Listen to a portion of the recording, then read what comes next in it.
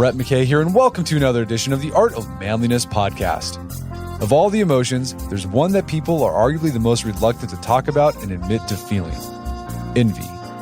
Not only is there very little social discussion of envy, but there's also been very little academic scholarship on the topic. As a result, few people really understand this emotion, what it is, why they feel it, and what it means in their life. Today we'll reveal the fascinating dimensions of the green-eyed monster with one of the few people who has given a lot of thought and study to this often neglected but important subject, Sara Protasi, a professor of philosophy and the author of The Philosophy of Envy. Today on the show, Sara defines envy and explains how it's different from jealousy and why people are more comfortable admitting to feeling jealous than envious. Sara then unpacks what she thinks of the 4 types of envy, and we work away from the worst type to a kind that is actually redeemable and potentially beneficial. We enter a conversation with how envy, something that's often considered the worst kind of vice, can, in fact, be used to achieve more excellence in your life. After the show's over, check out our show notes at aom.is/envy.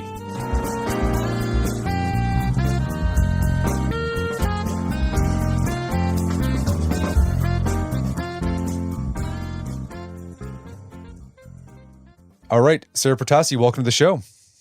Thank you so much for having me. I'm really excited. So you are a professor of philosophy, and you have written a book called The Philosophy of Envy. Now, I imagine a lot of people didn't think there's a philosophy of envy. I'm curious, what led you to take this deep dive into this emotion? Yes, I get asked this a lot, and it's always a little embarrassing to answer, I have to say, because sometimes people ask me, so are you a very envious person? And even though, I defend envy, it's always a little hard to answer that question.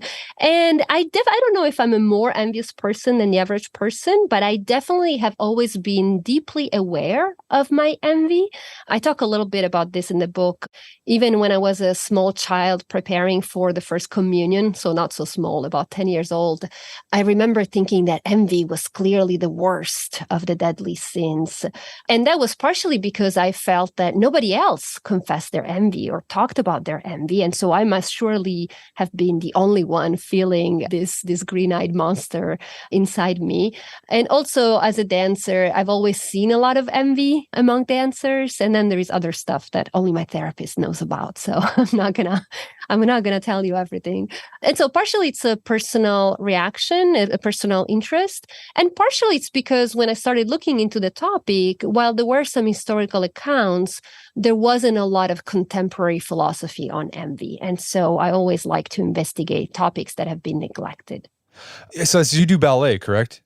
Yes, I do. Yeah, and speaking of, I haven't seen the movie, but like The Black Swan, I think there's an element of envy in that film, correct? Absolutely. And actually, I use many clips or many images from Black Swan in some of my presentations. I have to say, I'm not a fan of horrors.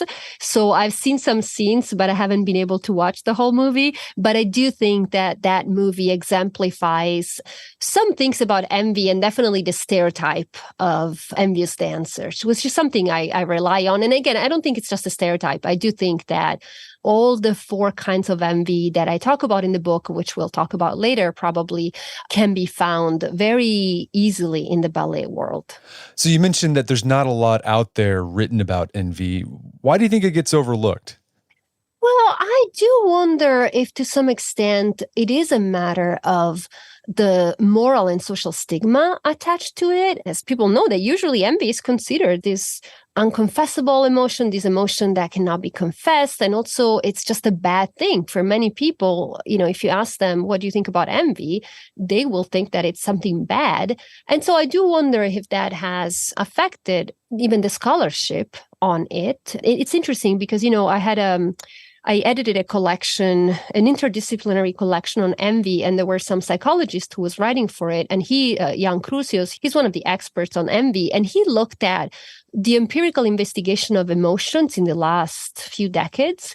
And even though there has been a lot of work on emotions, even in psychology, envy is comparatively more neglected. And so it's not just philosophy. In many, and even, for instance, when I look for literature on envy in sociology, aside from a classical work from the 1960s, there's basically nothing. So it's not just philosophy. There is an interdisciplinary fear of envy that I think even affects its research. So let's get Socratic here and do definitions. So envy is a word I think we've heard a lot. We use it a lot. But I think if you were to ask people like, what exactly is envy? Some people would give you kind of a vague description of what it is. So what exactly is envy? Yes. So I'm going to give you a long definition and then I'm going to explain it because it's a mouthful. So I define envy as an aversive response to a perceived disadvantage or inferiority vis-a-vis a similar other with regard to a domain of self-importance that can motivate to level up or down. So it sounds complicated, but it's not too complicated. So first of all, envy is aversive with regard to affect. It means that it's painful or unpleasant. It's something that we usually don't like feeling. And why do we feel this kind of painful feeling? Well, that's because we perceive someone else as being in a superior position, as having some kind of advantage, as being better, as coming off better than us. And this is meaningful. This inferiority is not just painful, but it says something about us because the other person is similar to us in some respect. And because this inferiority or disadvantage is felt with regard to what psychologists call a domain of self-importance, which means that it's relevant to our sense of identity. It's something that it's important to us. And finally, because we perceive ourselves to be inferior, there's this gap that needs to be overcome. And we can overcome in one of two ways. We can level up, by which I means we can push ourselves to the level of the other person, or we can level down. We can pull the other person back to our level, so to speak.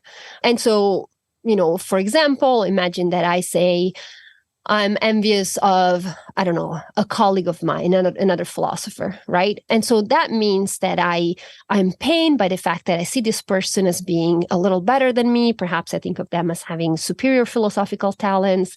And they're a philosopher. Imagine that, I'm likely to be envious of someone who's roughly my same age, right? I'm not going to be envious of a very young colleague or a much older colleague who has had a lot of time to, say, develop their research. But I'll likely compare myself to someone who's more or less my age or, the same kind of job as me. And of course, being a philosopher is something that is very relevant to me. And I will be motivated to get rid of this painful feeling, either by becoming as good as them or perhaps somehow by making them be worse. And we can talk later about the ways in which this can happen. Okay, so in this definition that you have, this has been influenced by other philosophers. Aristotle, in his Rhetoric, came up with a very similar definition of envy that you described. He talks about it's a social emotion. We feel it when we experience that pain of inferiority to someone who is our equal. He talks about here, he says, we usually don't feel envy towards those who have lived 100 centuries ago, or those not yet born, or those who dwell near the pillars of Hercules. Yes. And so for me, I don't feel envy of someone who lives in, another town because I don't know who they are. Yeah. For example. Yeah.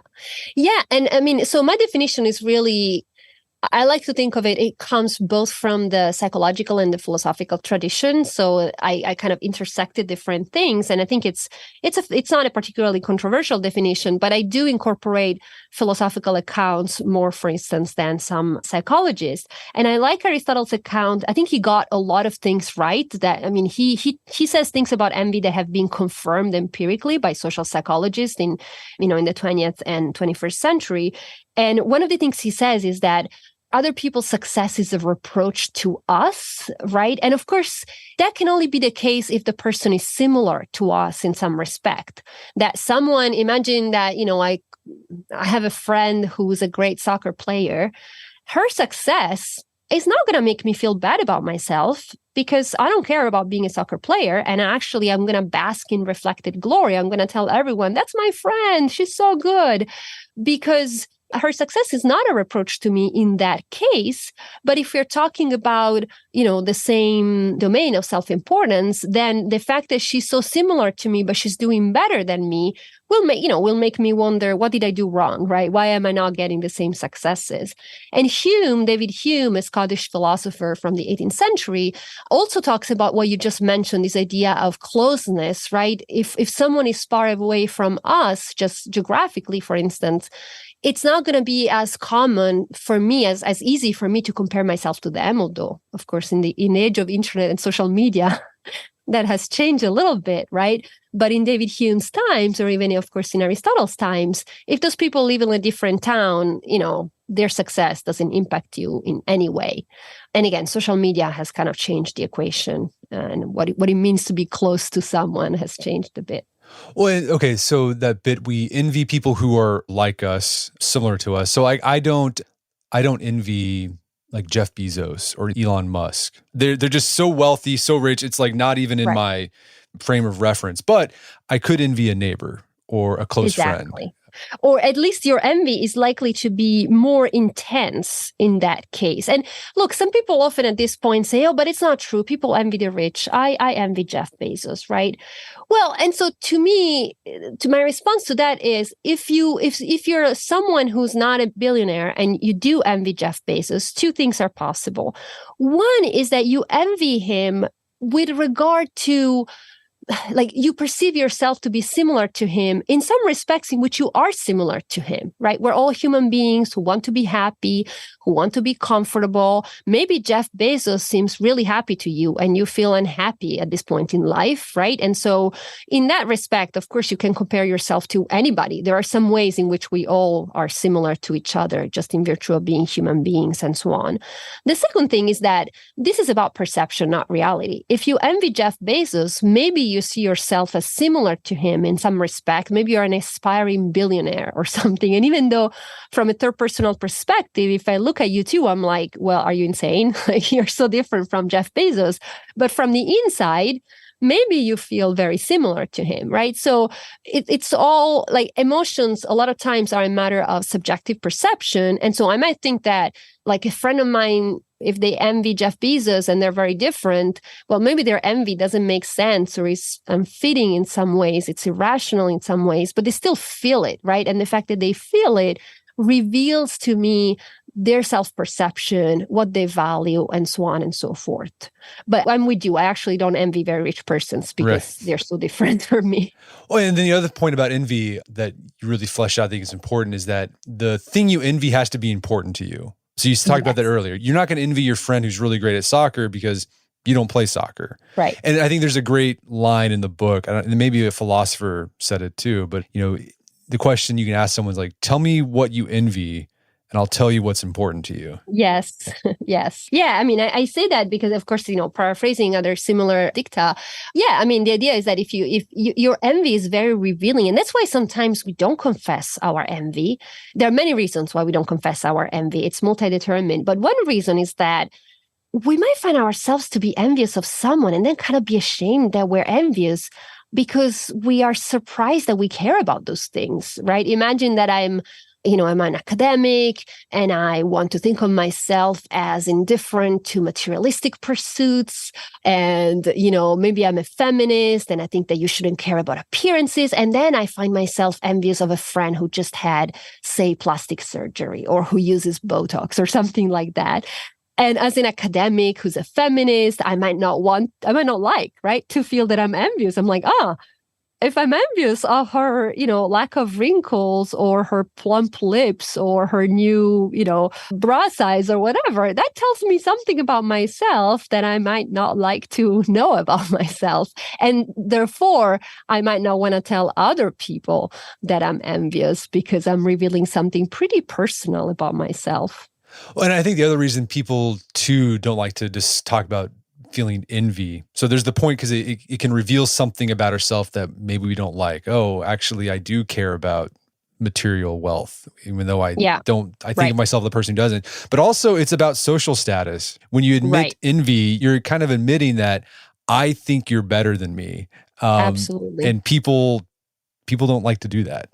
People don't like to do that, right? You're admitting that one, even just that, you're comparing yourself to others. And in some cultures or contexts, we're told we're not supposed to do that, even though I think it's impossible, but that's another matter. But also, you're revealing that you see yourself, as inferior to someone. And that's also information that maybe from an evolutionary perspective, maybe there is also a reason why we don't confess envy, because that may be information that we don't want to give out, we don't want to reveal to other people that we feel inferior to others, also lest they agree with us and they think, oh, you're right. Now that you pointed out, I noticed that too.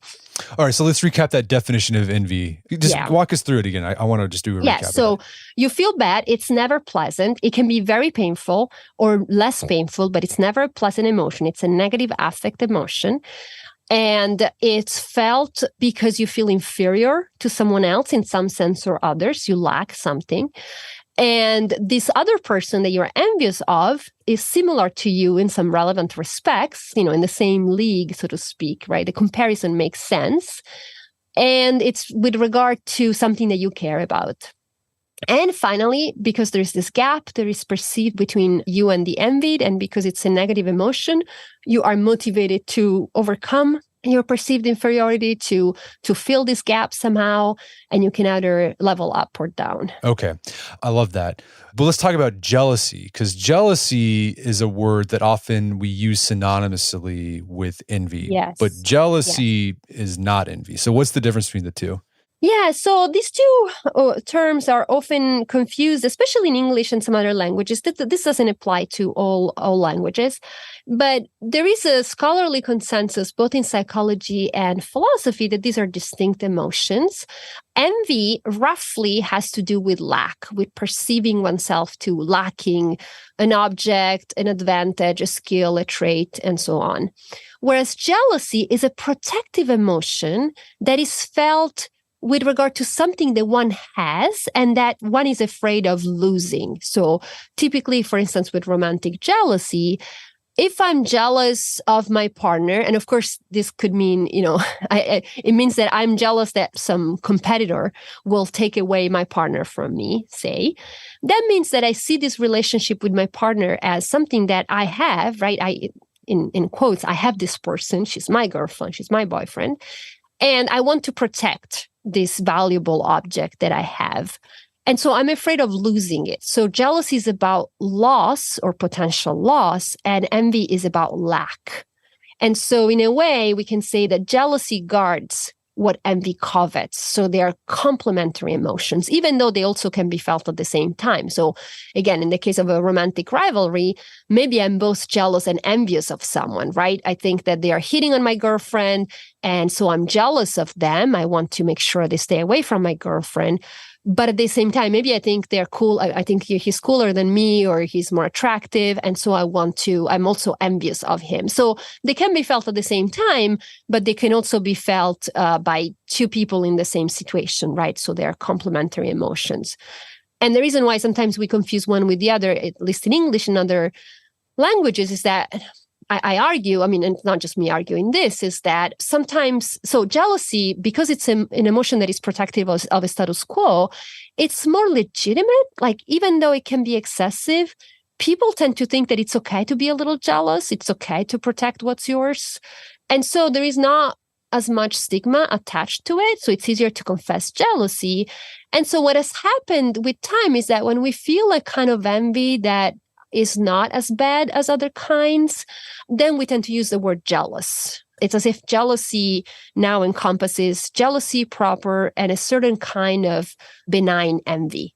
And so that's why people confuse the two terms. Oh, you give a good example of the distinction between jealousy and envy. In Lord of the Rings, the ring. So yeah, Frodo, he had the ring, and he was jealous. He protected that thing. He didn't want to give it up. Yes. So he's always looking at people like, oh, you after the ring. And then you had Gollum, who owned the ring before. He was envious. He wanted the ring. Exactly. Yeah, I think that's a good case to show that jealousy is not just about romantic jealousy, even though we often talk about it in that case, where you can say, I'm jealous of my objects, I'm jealous of my time, I'm jealous of my privacy, and so on and so forth. And so they're both triadic emotions. They have a lot of things in common, but they're also very different at the same time, in the sense that they are, again, Gabriel Taylor, a contemporary philosopher, talks about how their relation to the status quo is different. It's symmetrical. It's the opposite thing. Envy wants to change the status quo with regard to a valued object, whereas jealousy wants to maintain the status quo with regard to a valued object. Okay, so we got this great broad definition of what envy is in general. We've distinguished it from jealousy. But one of the things you do in this book that I think is really unique is you make the case that there isn't just one type of envy, there are 4 types of envy. Yeah. But to understand the 4 types of envy, we first need to understand this idea of leveling orientation that you lay out in the book. So what do you mean by leveling orientation? So this idea of leveling orientation, the term comes from this quote by Dorothy Sayers. She says, envy is the great leveler. If it cannot level up, it will level down. And so what she means there is that, again, imagine that, I envy my sibling who got a really new shiny toy, right? So she has this toy. I don't have it. What can I do? Well, there are 2 options. I could bug my parents so that they get me the new toy too, right? So we're even. She has a new shiny toy and I have it too, so I'm leveling up. Or I can, for instance, steal the toy from her or even break it. And that way I don't have the toy, but neither does she at this point, right? And so this idea that you can level up or down, actually, you can find it not in these terms, but you can already find it in Aristotle.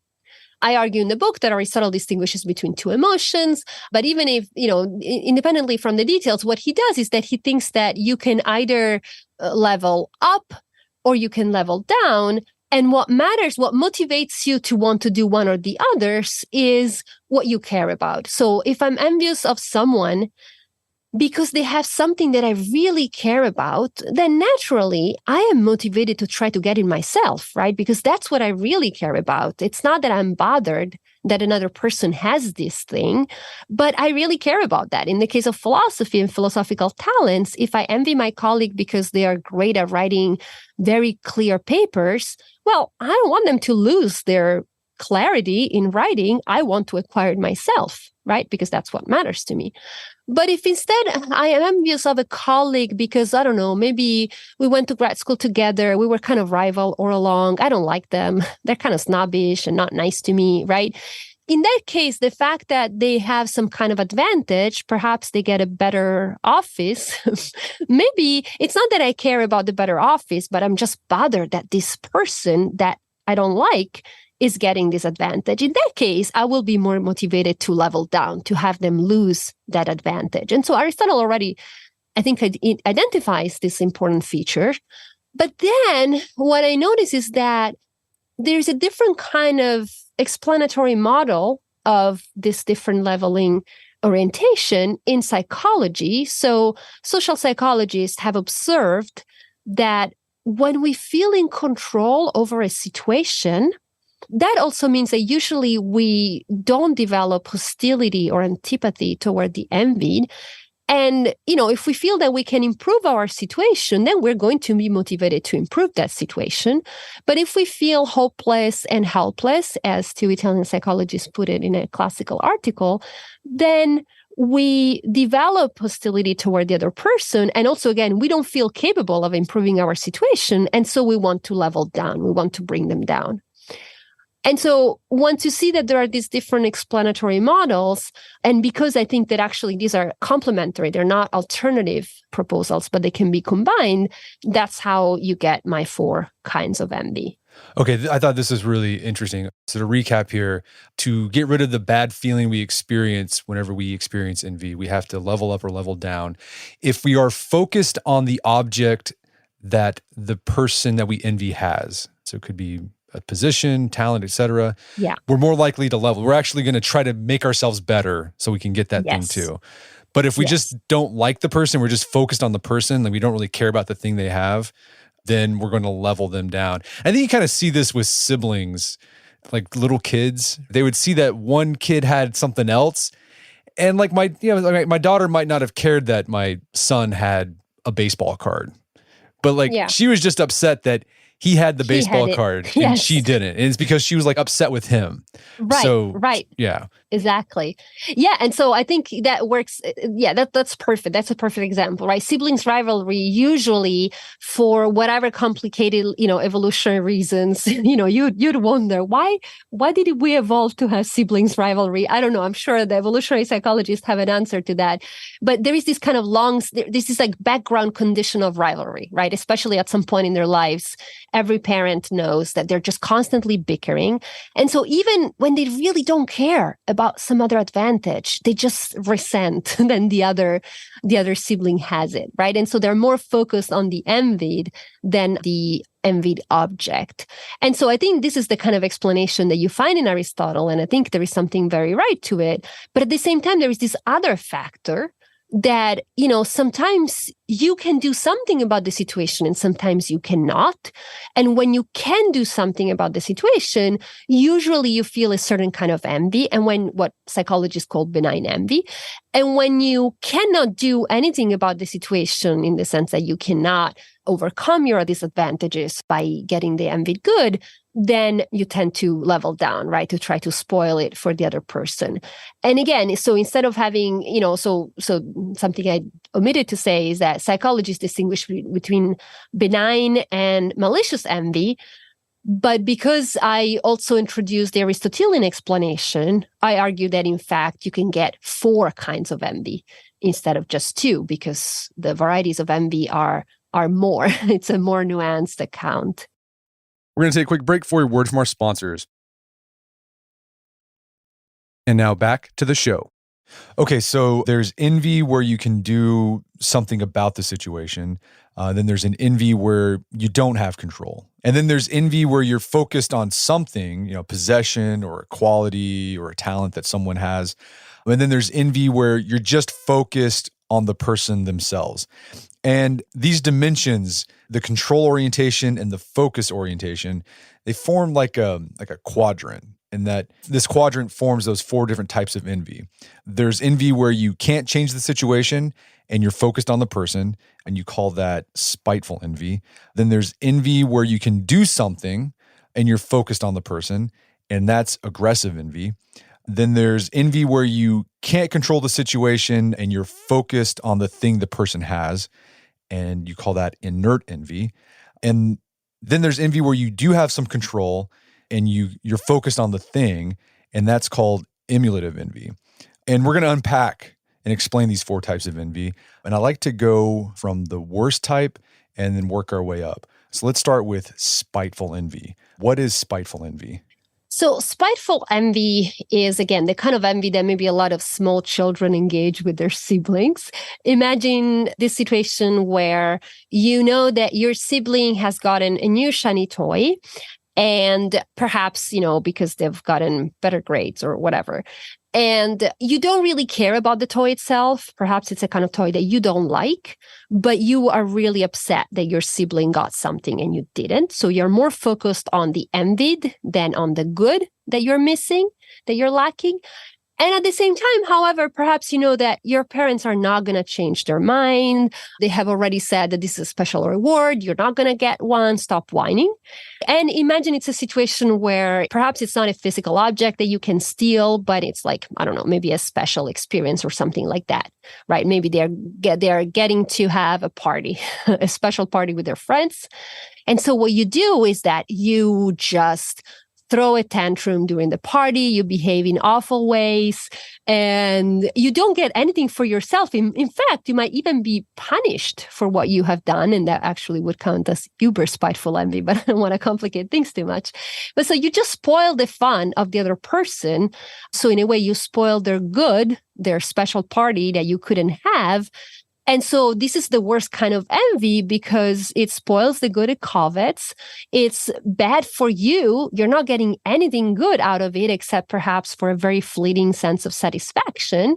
And of course, it's immoral. Maybe your sibling really deserved a special party. Maybe they had these really good grades and they deserved their reward. And so it's the worst kind of envy. And then I have various examples of this kind of spiteful envy, but this is just one kind of everyday example of it. Yeah, that's where the spiteful envy, that's where that phrase, cut off your nose to spite yourself, right? It's exactly. Like you just hurt yourself, or you just do something even that harms you just to get back at the other person. Right, exactly. And you offer these different phrases that describe the different types of envy. And for spiteful envy, the phrase is, "It should have been me." So you're like, it should have been me, and if it can't be me, then you can't have it either.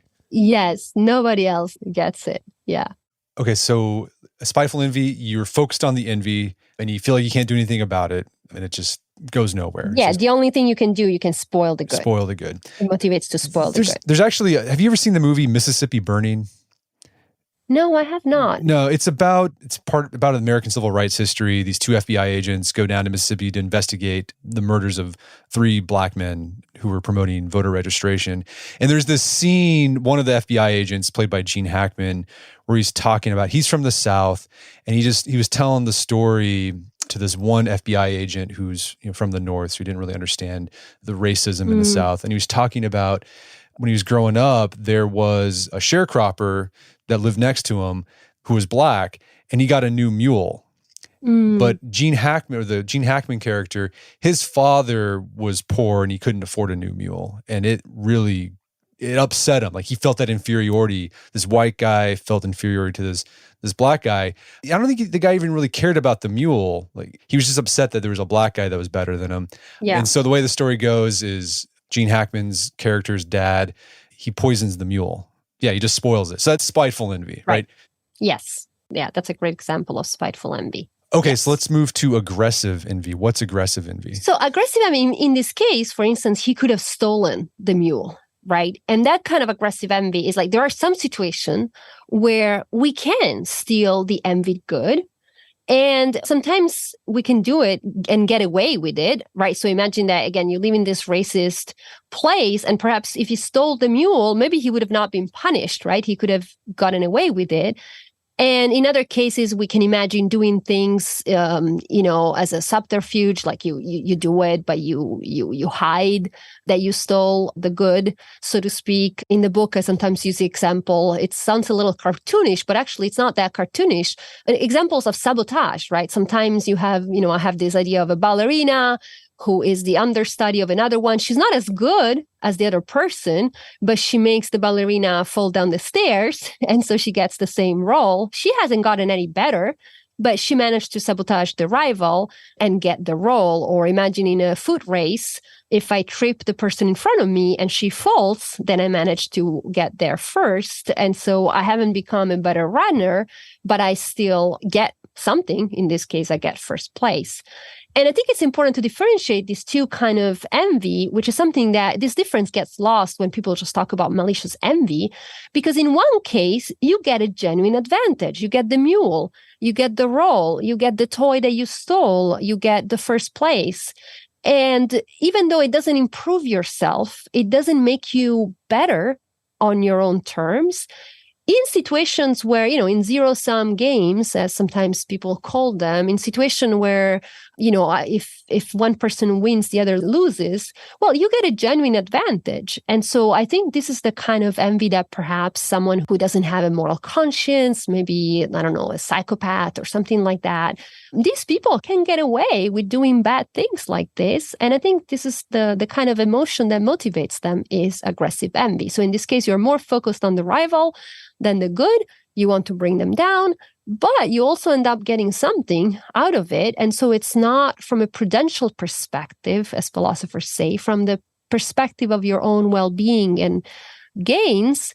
Well, you do gain something. Right. Okay. So with aggressive envy, you see something that someone has, you want the thing, so you might take the thing. And you talk about, like, aggressive envy can possibly be an explanation of why countries go to war.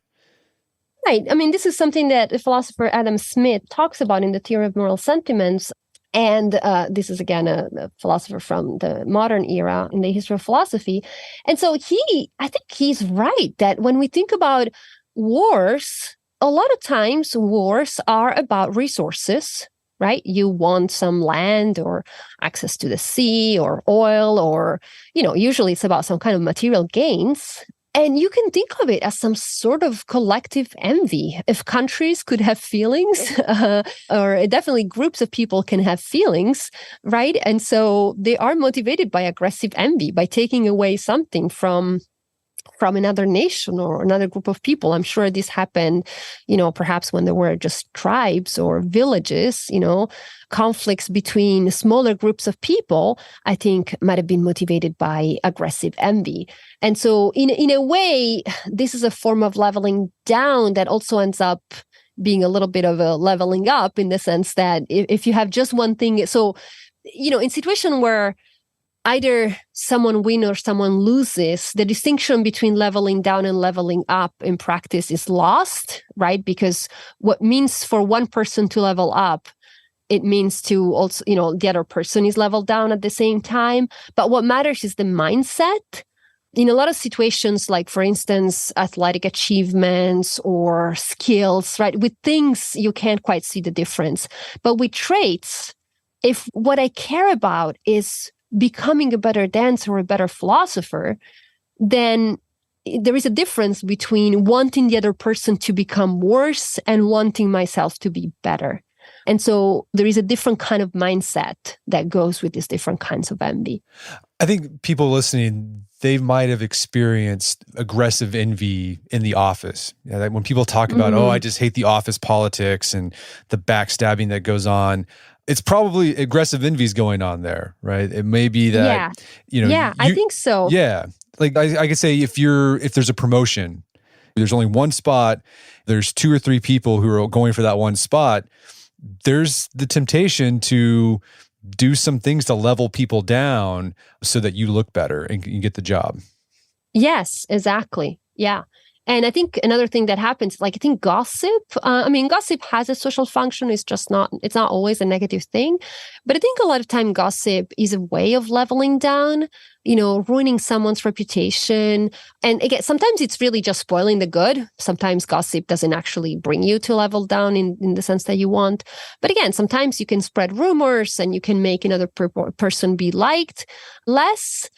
And that allows you to come out better in the comparison. And there is this idea that, sometimes maybe you can't run faster, but you can trip someone else. And that way you have a comparative advantage. Okay, so we talk about aggressive envy. Let's talk about inert envy. What is inert envy?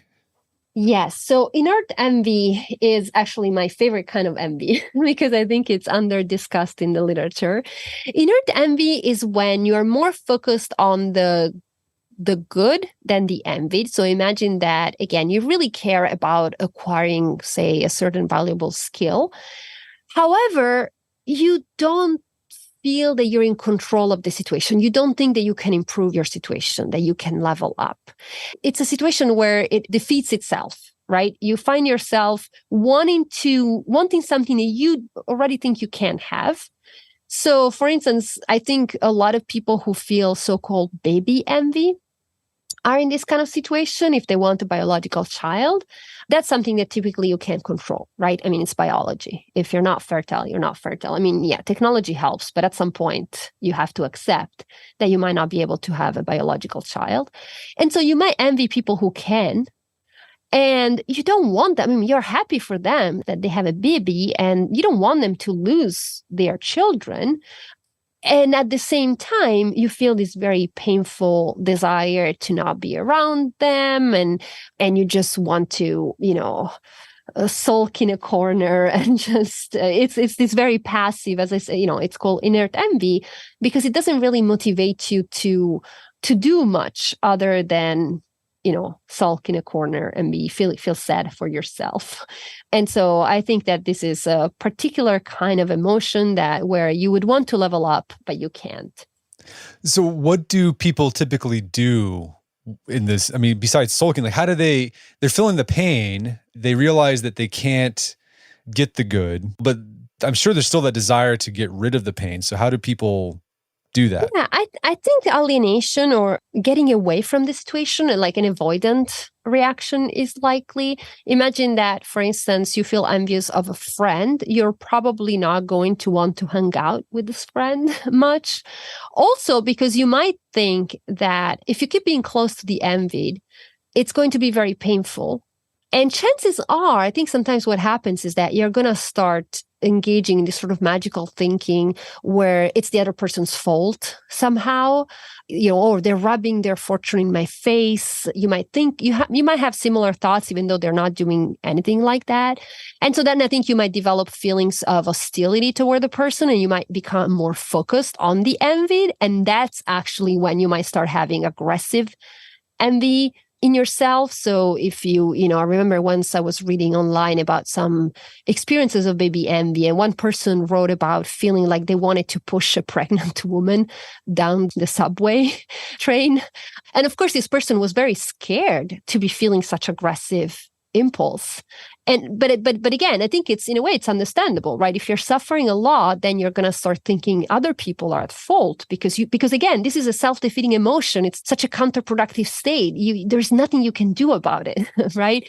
And so then I think inert envy can easily evolve into aggressive envy, or even actually in this case, if you throw a pregnant lady under, if you kill her, of course, the baby is lost. So that's actually spiteful envy. Aggressive envy would be stealing the baby, which rarely it happens, right? It does happen. It's not a frequent occurrence, but there are some cases where someone who can't have a baby steals a baby.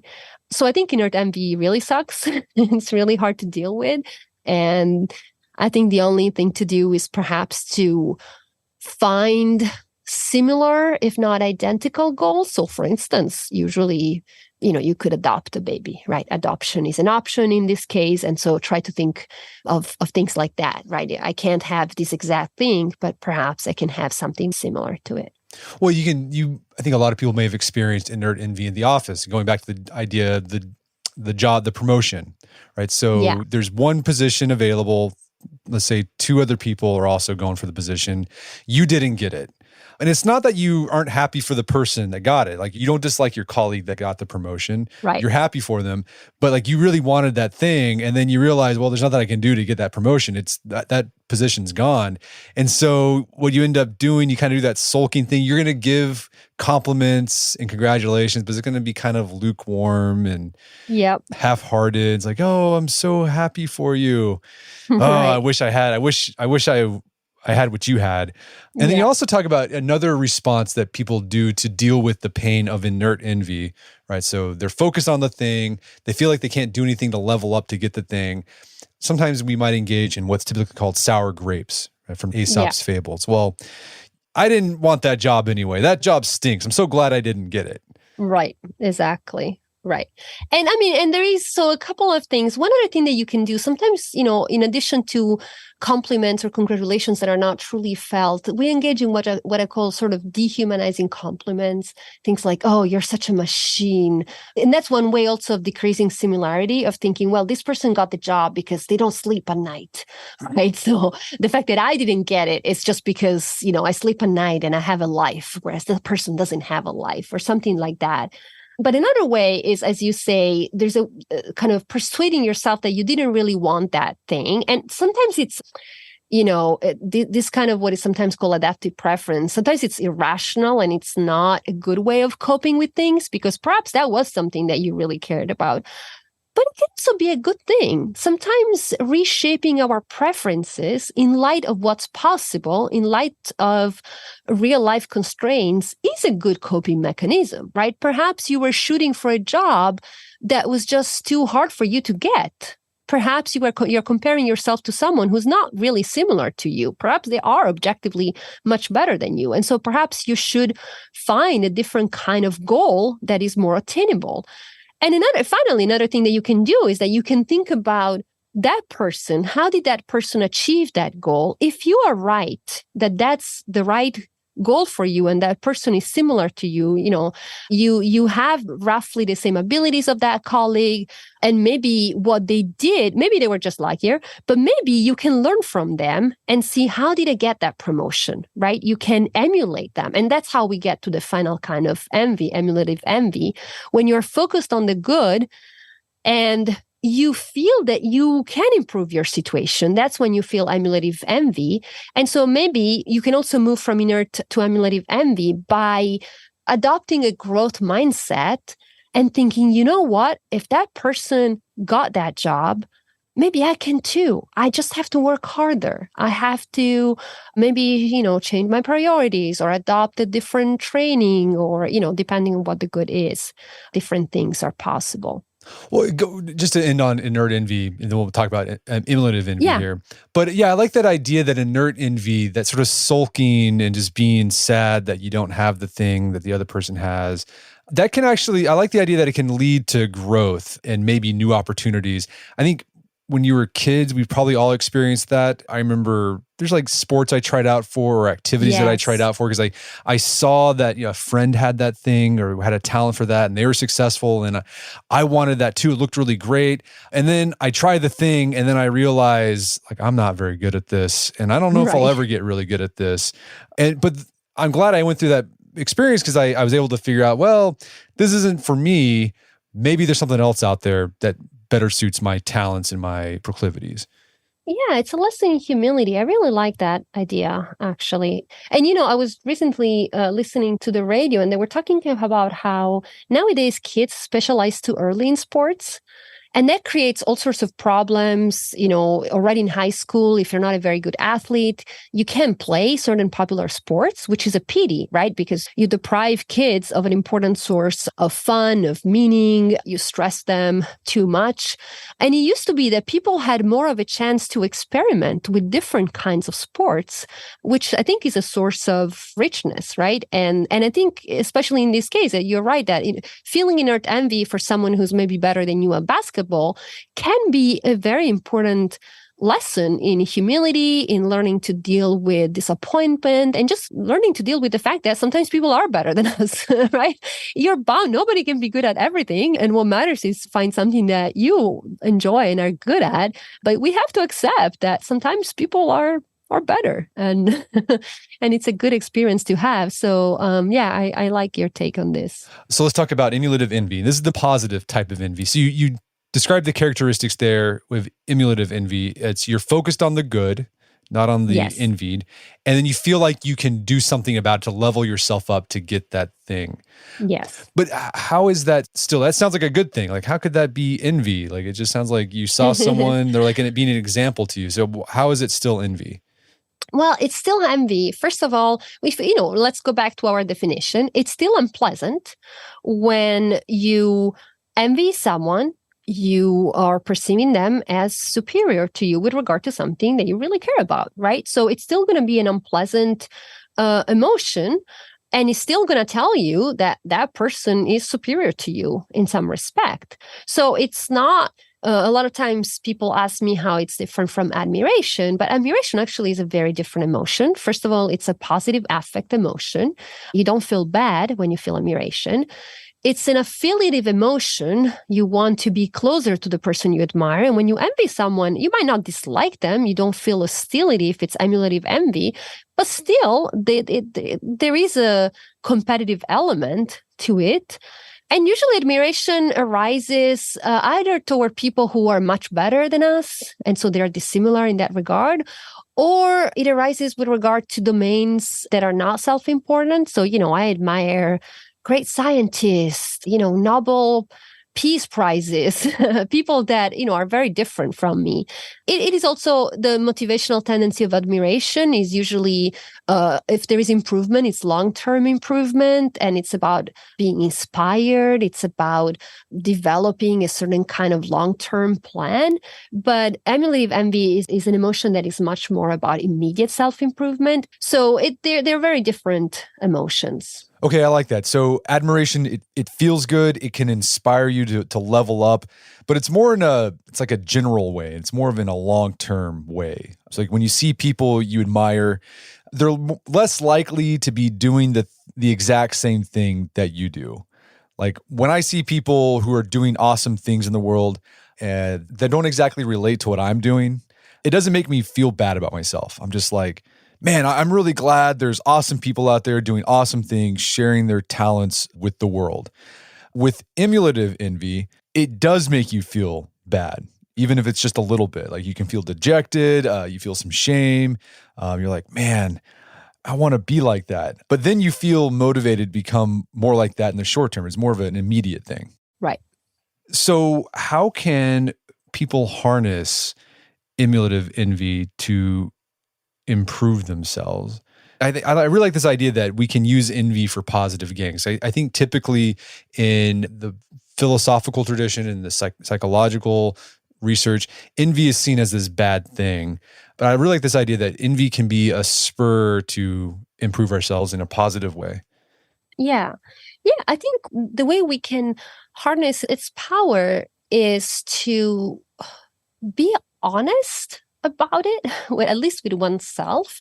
Because I think the temptation, whenever we feel envy, the temptation is to deny, even to ourselves, that we're feeling envy, because it is unpleasant and because nobody wants to feel inferior to someone else.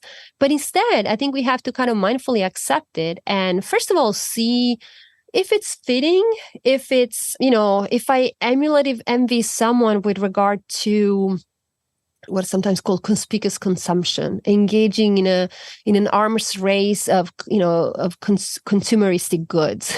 Maybe that's not a good thing. Do I want to emulative envy someone who buys more and more expensive cars? I don't know. Maybe I'm being moralistic here, but I'm not sure that's I think empirical evidence shows that this kind of materialistic goals don't really lead us to be happier. But if I'm envying someone because they're a better philosopher, they're a better writer, they're a stronger athlete, or they're a better parent, I mean, there are all sorts of things that we can envy. They're actually good. They're good goals. And so we can look at how these people are achieving their goals and use them as models for us to follow. And I think it's one thing that we could all do, and I notice people who know me do that more now, is to just confess our envy and destigmatize and accept that it's a normal emotion. And once it's out there, I think it's easier to say, you know what, I'm envious of you. And I think I want to do what you do. And maybe if we destigmatize this kind of emotion, then the envied can also provide advice and support, right? They can, instead of being scared by our envy because they think it's a dangerous thing, then they can, generously and gracefully acknowledge that, my situation is enviable, but, let me help you achieve the same goal. So I think there does need to be a societal change with regard to envy, because I think also the envied have some sort of duty to share how they got what they have. Yeah, that can be scary though for the envied, because you hear over and over again, like, you have to fear envy, because if someone envies you, it means they might take what you have, or might want to just replace you, or just get rid of you, or just take what you have. Right. But yeah, I think we've all, I know there's people in my life that I've encountered, and there's this friend of mine who is like this awesome dad. He's really crafty. He can, just build things.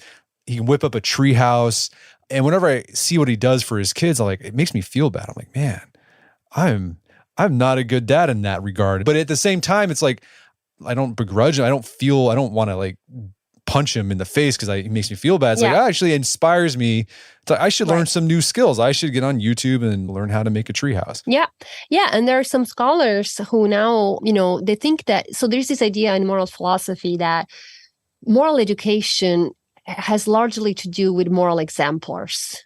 We learn to be good by looking at other people who are good. Learning to be good is not something that you can learn from books. It's not like math or physics. And so within this idea of moral exemplars, there are some scholars now who are talking about inspiring envy, right? Just like you mentioned. And so this is a kind of emulative envy that has to do with being inspired and trying to become better by looking at how people are. And so people are using this idea of inspiration as a consequence of emulative envy. Okay, so just go through the different types of envy. We have spiteful envy. That's the worst kind. That's when we say, it should have been me, and if it can't be me, no one's going to have it. Then you have aggressive envy, and that's we say, it should be me. And so we'll just push the ballerina down the stairs, so they're not the lead ballerina anymore. Then we have inert envy, where we just kind of mope and say, oh, it could have been me. Well, I could have been a contender and nothing I can do about it. But inert envy might have some value. During that sulking, you can maybe think of new ways, reevaluate your goals in life. And then emulative envy, it's positive. We say to ourselves, it could be me, right? I see someone doing great. They make me feel bad because I am inferior to them, but they inspire me to get better. Exactly. I love that. So, here's a question. Is it possible to never feel envy? Some people sell that idea that all types of envy are bad. I think we made the case that some envy is worse than others. But let's say someone wants to be well, I never feel envy. Is that possible? Is it conceptually possible? Sure. Is it realistically, psychologically possible? I doubt it. I mean, it's hard to answer this question empirically because envy is an emotion that hides itself. Again, we are taught to inhibit and suppress envy from an early age in most cultures and traditions where envy is condemned as an immoral emotion. And so, of course, we tend to not admit envy even to ourselves. And so when you run a study and you want to try and see if people feel envy, there's going to be some people who will manage to hide their envy. And of course, people are idiosyncratic. I mean, I'm sure there are some people who never feel envy, just like there are some people who never feel empathy. Some people never feel guilt. I mean, human beings can be pretty weird, right?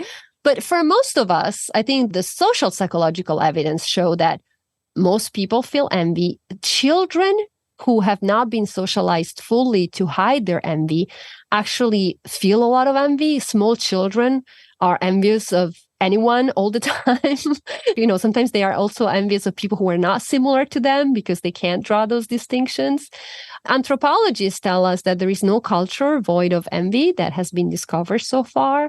So, is it possible to never feel envy? At some level, I guess the answer is perhaps yes, for some special individuals. But I think most of us feel envy at least sometimes. Some people do tend to be more envious than others, like with anything else. But I'm personally skeptical. Whenever someone tells me, oh, I never feel envy, I have my doubts. And I think that either they define envy in a different way, perhaps again, they think of times where they feel positive, benign envy as being jealous. So yeah, I'm skeptical that people can never feel envy. It's a normal. I mean, and we know again also the literature on social comparison tell us that we compare ourselves to other people all the time, inadvertently, unconsciously, automatically. So we might not realize that we're feeling envy, but we do. Well, you highlight research from psychology and social science, and even philosophers have talked about this. If the goal in life is to pursue excellence, flourishing, well, how do you know what is a flourishing life? Like, how do you know what an excellent life is? Well, you have to compare, right? It's like, am I a good parent? What does a good parent look like? And how do I stack up to good parents? Or am I a good philosophy professor? Or am I a good podcaster? So you have to compare. And in that comparison, you're going to likely experience some type of envy. Yeah, I mean, excellence, when we think about how to define excellence, I mean, this excellence, this can get complicated, but in simple terms, it's being quite above average, right? And there is no concept of average that is non-comparative.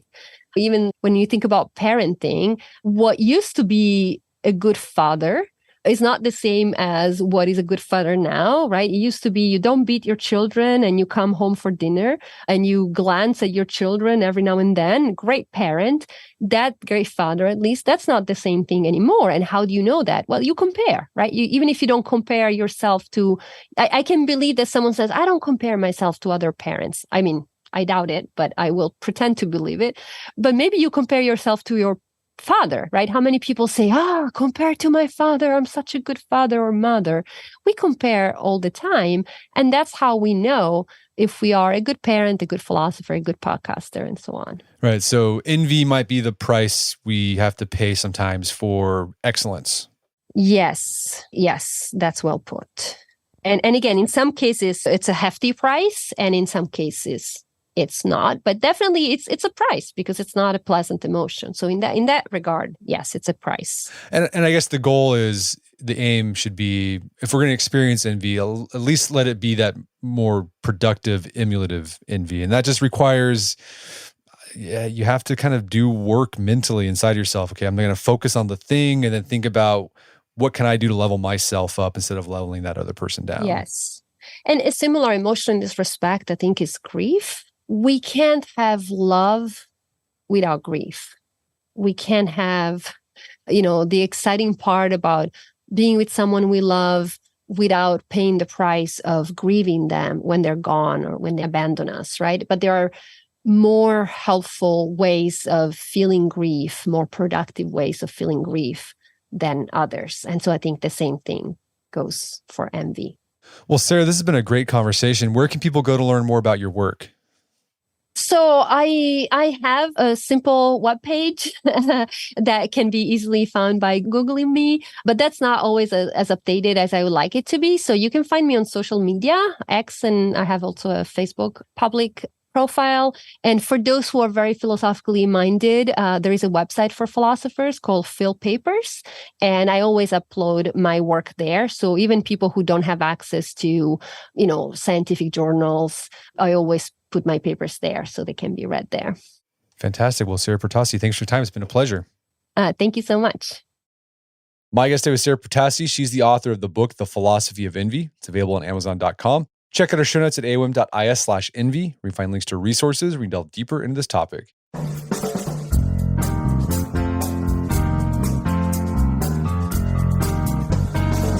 Well, that wraps up another edition of the AOM podcast. Make sure to check out our website at artofmanliness.com, where you can find our podcast archives, as well as thousands of articles that we've written over the years about pretty much anything you can think of.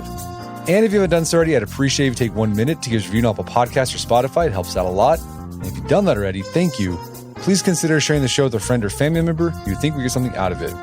As always, thank you for the continued support. Until next time, this is Brett McKay, reminding you to not listen to the AOM podcast, but put what you've heard into action.